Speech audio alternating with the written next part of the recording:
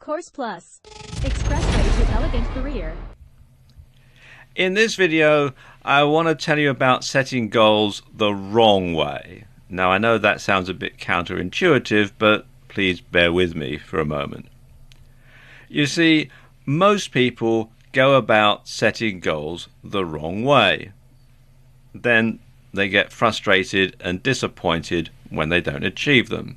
They feel like they're worthless failures when they've really fallen into one of the 4 goal-setting traps. And I'm going to explain what they are in this video. Okay, let's look at trap number 1, and I suppose this is the most common trap that people fall into, and that is not setting specific goals.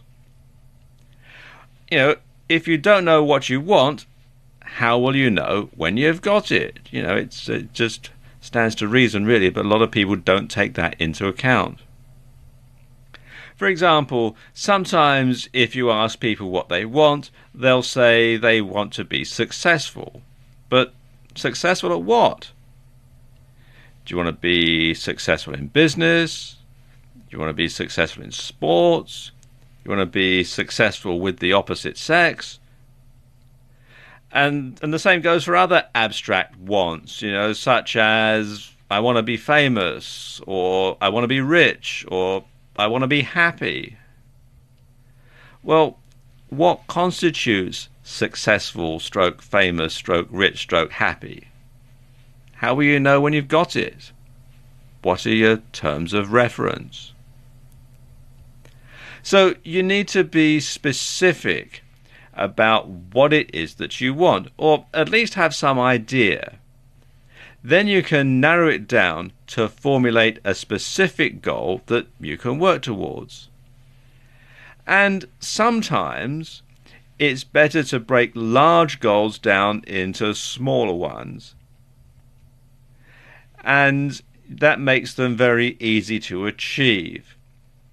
For example, let's say your goal is to build a brick wall. Well, the first goal that you're going to need to do is to calculate how many bricks you're going to need. Then you're going to need to prepare the ground. That's your next goal. And then you might need to order the bricks from a builder's merchant and wait for them to arrive, and you can be preparing the ground while they're on their way. Then you're going to need to get in all the tools and supplies that you need. Then you're going to need to get all the mortar and cement to join the bricks together. Then you're going to have to start laying the first course of bricks, or laying the foundation and then the first course of bricks. And then you're going to have to build up each layer of bricks so that you have a nice, strong, straight wall. And so each time you do one task, that is a goal that you're achieving. So you're achieving lots of little goals along the way to achieving your main goal of building the brick wall.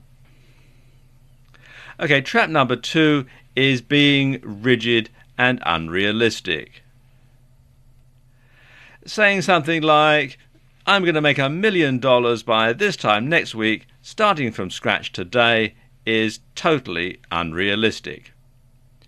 Whereas saying something like, I'm going to make $100 by this time next month, starting from scratch today, is much more doable. There's nothing wrong with having the ultimate goal of making $1 million. Just bear in mind that it will probably take you many years to achieve. But if you set an unrealistic goal to begin with and you fail to achieve it, you're going to get disheartened and you're going to give up, and then you'll never achieve the goal that you want. You'll never achieve the main goal that you want.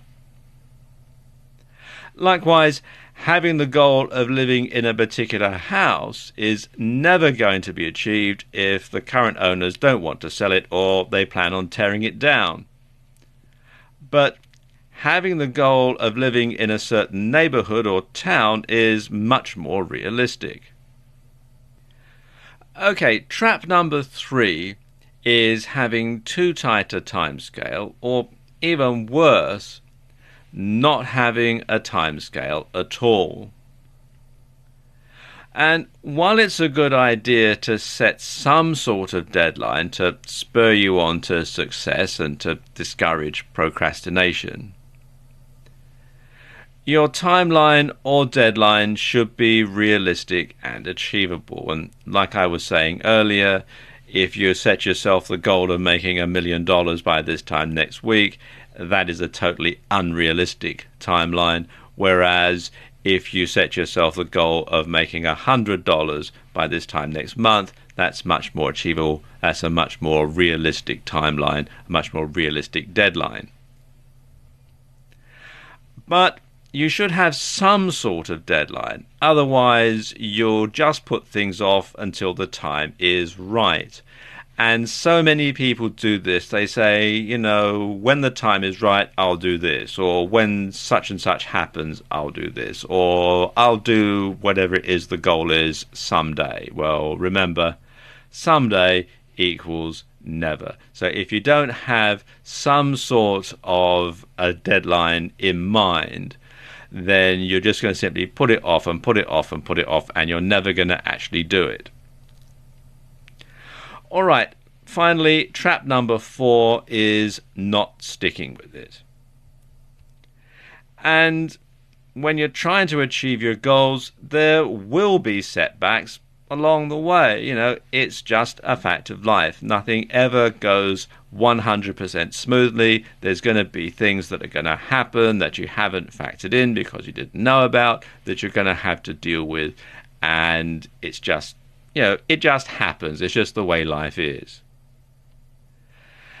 And sometimes totally unexpected things will happen, completely out of the blue, and they'll delay your progress, or they're going to force you to deviate from what you want. So you might have to stop working towards your goal, go off at a tangent and do something else first, and then come back to it.